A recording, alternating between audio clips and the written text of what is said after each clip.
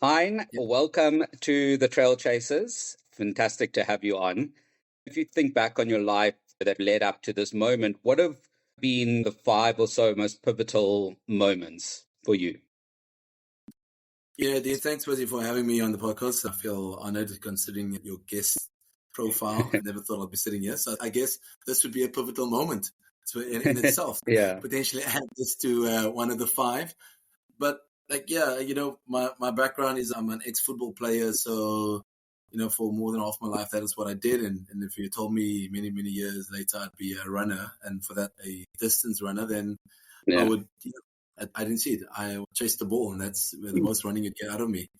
But that being said, the second half of my life has been probably the most rewarding in terms of sports, and that sense of community that comes with running. I coined it not so long ago that, running is very much a team sport. So in terms of Full Send, I just think it's pretty much, it's given me a platform to give back to the community and to give back to running what it's given me. It's difficult to break it down to five because there are so many moments over the last few years. Yeah. And when did that shift happen? Was there quite a bit of time between stopping football and running? Or was it like, oh, you're looking for something else and you found running? Yeah, so I played football at quite a high level, and it's pretty much an all-year-round sport for me, although historically we considered a winter code. When I stopped playing in my early 30s, I tried to keep fit, and then my wife fell pregnant. And the whole idea of picking up running was not to have a dad bod, just pretty much like be active, because I'm going to have a little one to chase around. And through that, started Cool Runnings Recreational Club, which is one of the social run crews down here in Cape Town. And my love of running really becoming bigger since then. Then became about myself then and my personal goals. It became also about the goals of others. And that a partnership with Mike, who is well known within the running community. Mike having his own crew. Collectively, we had some ideas, and so Full Send was born. That's pretty much 2021. Yeah, Mike pitched an idea to me, and it started off as Full Send Trail. So specifically just to the trail community, to have a virtual running series focusing on FKT, which we felt was not currently available to runners out there in terms of a race. There was a few things that we highlighted we wanted our series to include. One, it needed to be inclusive. So we kind of wanted to open it up to a lot more than the general trail community. So also bringing a lot of the road runners. At that stage, we were coming out of COVID.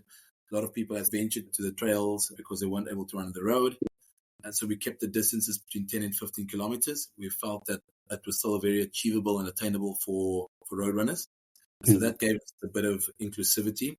It also gave us a bit of accessibility, is that, that in terms of through the Western Cape, we've got quite a bit of trails that can cover 10 to 15 kilometers that aren't too tough. And we wanted to focus on the three aspects that trail running includes: single track or runnable, as such, thinking about the climbing. So somebody could be a really good trail runner, but they specifically strong in climbing. So, one segment would focus on climbing, and then a technical descent.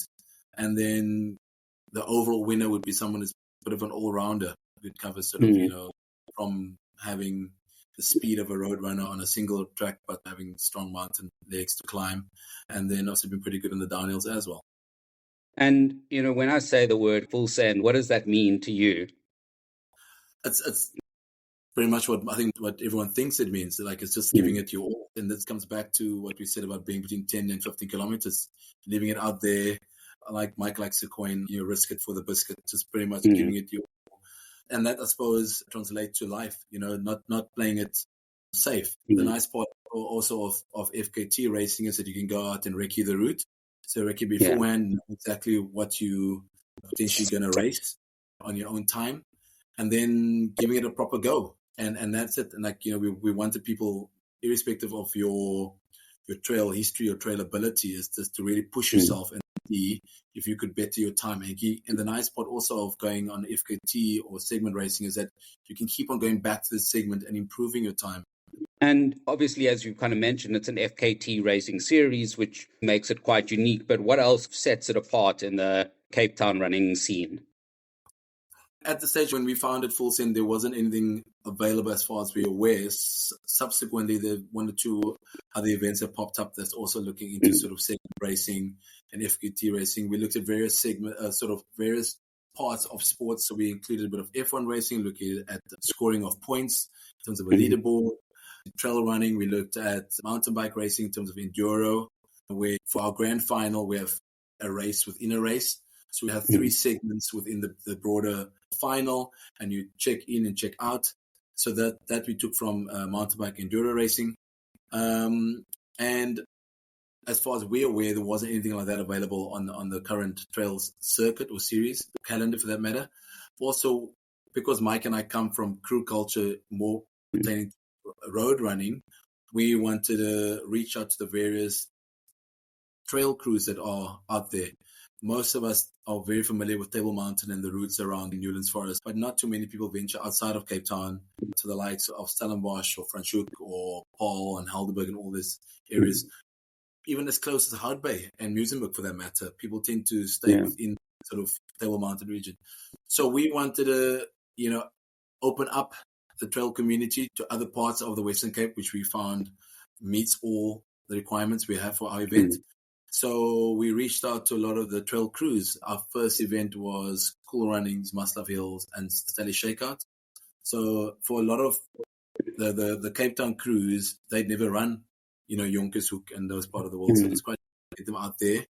And conversely, for a lot of people from that side of the world, other than something like a UTCT, they've never really ventured at this world. So it's great. Through that, we've actually built friendships, and goes back to that original point of community and fostered through the race.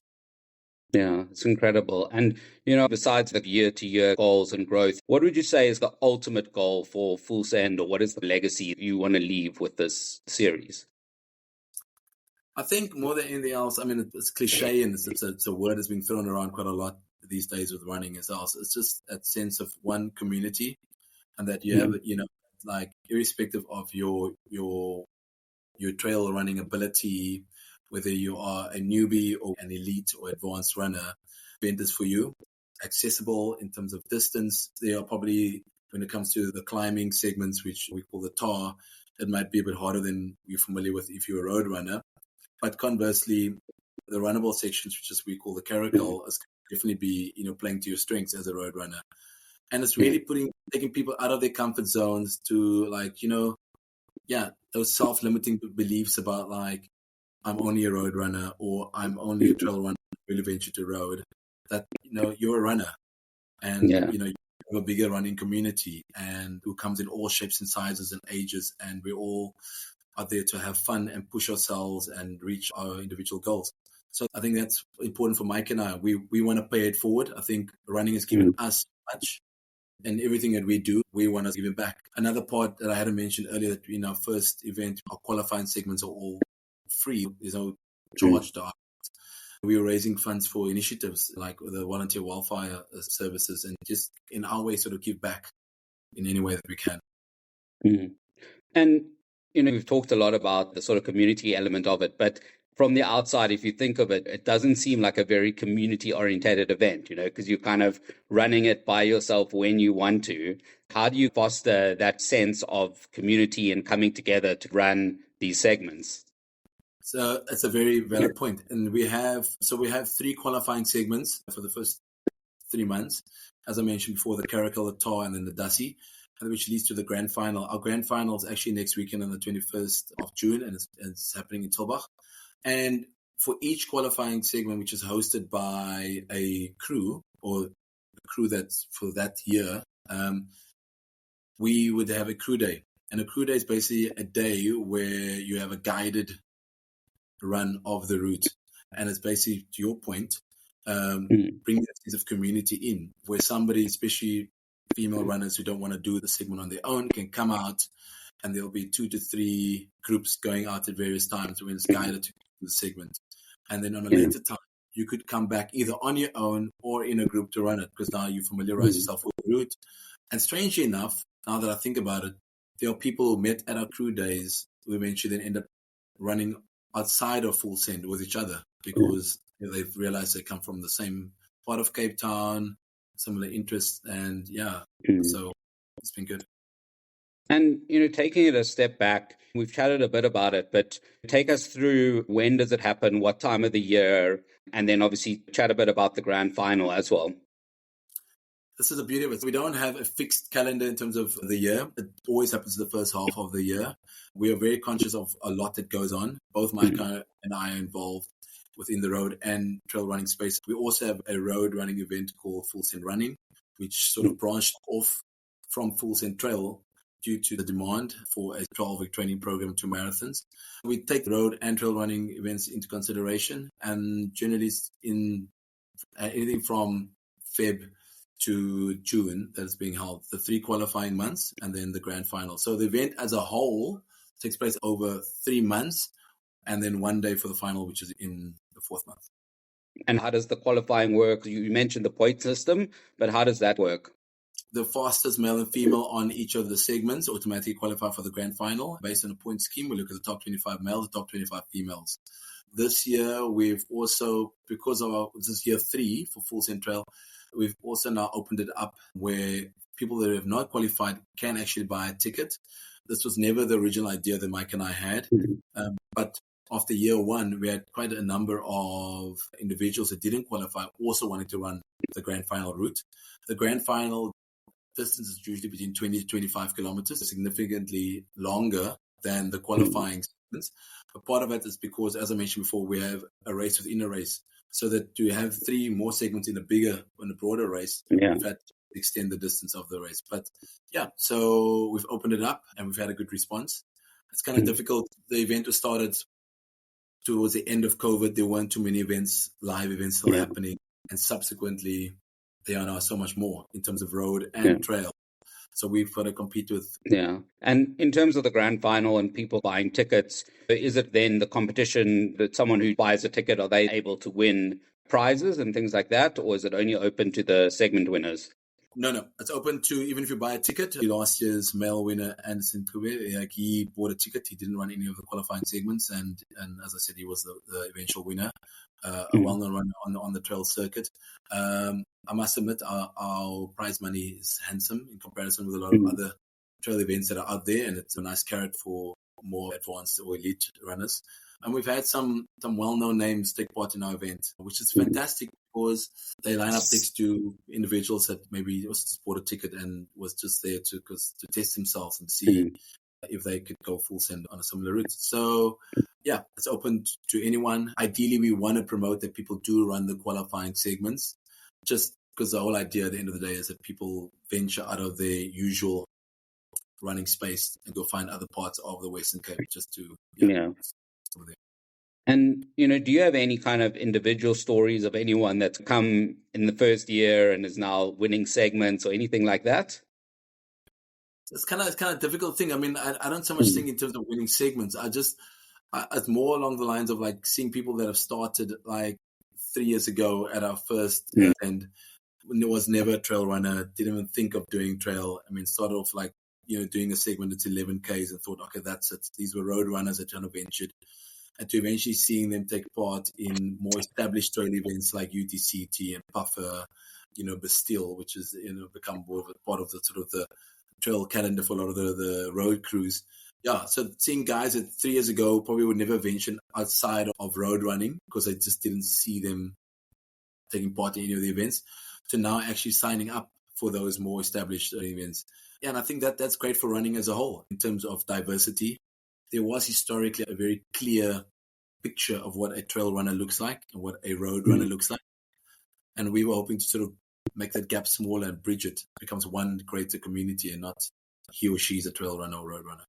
Yeah, and speaking of inclusivity and the other things that you do, how did the road marathon series develop? And do you see crossover from the road and the trail because of that? We do. So how Full Send Running started, which is our road side of the business, is that I had a few of the female ladies in 2022, female members of my run crew approach me wanting to run their first marathon, which was Captain Marathon. I then chatted to Mike, who obviously, as you also know, as a coach, and asked him if he had any members of his crew that potentially were interested. He did have. I think our first full send running, which was Road to Cape Town Marathon in 2022. It was in August 2022. We had about 20 people. This is all self-funded by Mike and I. This would basically mean a long run, a weekend long run with 8 stations.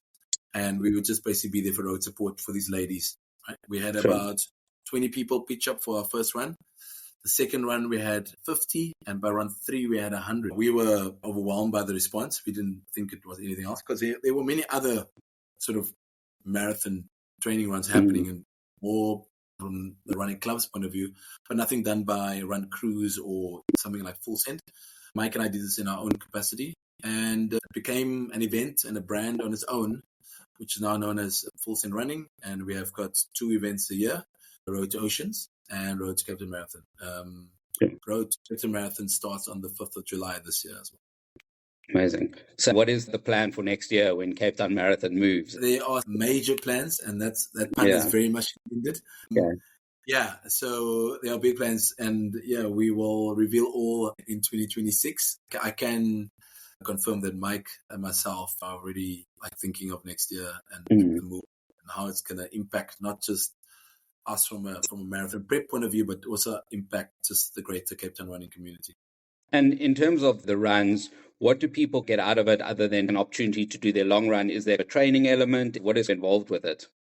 We have various pace groups. Depending on what your goal time is for marathon day, we will then put you or advise you to be in certain groups. At the end of the day, our training runs are LSDs, so there's not actually a race pace. So it's just basically a long, slow sort of distance run. And we cater for people up to 7 minutes a K. Part of the reason why we've now have that limit of 7 minutes a K was that for year 1 and 2, it was opened up basically to anyone. But we found from a resource point of view, from a safety point of view, it ended up meaning we'd be out there longer than expected, and we couldn't always guarantee people's safety. And in terms of, because our various groups have pace leaders, and those people are responsible for the individual groups. In terms of taking on the full responsibility of everyone's safety, we just felt it's a lot more manageable having from the pace groups. So we're anything from 5 minutes a K to 7 minutes a K. We cover those distances. So it's basically from sub-3 marathon runners to 5-hour marathon runners. When you look at short, medium, long term, what does the rest of the year look like? We think of the current 2 events we have under the Full Send umbrella as a brand, right? The Full Send Trail event is 4 months or 3.5. You take the 3 qualifying months and then the grand final. Road to Oceans is 3 months, which is a 12-week program. So that's already combined 6 months for those 2. And then Cape Town Marathon this year, we're going to have a 16-week prep. So that's another 4 months. So 10 months of the year, it's pretty much full send. I think November and December is the only time we don't have anything on. We start our prep for Road to Oceans the weekend after Bay to Bay. Another big focus for us in terms of full send running and the road events and the marathon preps is that we like to tap in to the current road race calendar. So we encourage a lot of the runners to also, as part of their training program to Marathon Day, to take part in individual races like Gun Run, Bay to Bay, John Karasi. So all these kind of runs just to basically gauge if they're ready for race day. Looking 5-10 years down the line, if you're still involved with Full Send, what would be the main reason keeping you involved? I think the main reason is that hopefully in 5 to 10 years, I'll still be a runner. I preach about community. I'm also part of that community. I think community is a doing word. It's a verb. It's not a description of a bunch of people. It's actually what those people do. And for me and for us as Full Send to be judged by our actions, it's like, what do we do to give back to that community? The community and running has given us so much back. And if we can pay it forward in any way, then we're all for it. So I might not be in the same capacity that I am now, but I'll definitely still be involved in the running community. Well, good luck for the weekend. I'm sure it's going to be amazing. And good luck for the 16-week prep. Cheers, Dean. Appreciate it. And thanks for having us on the show. Absolute pleasure. Cheers, Zay. Take care. Bye-bye. Bye.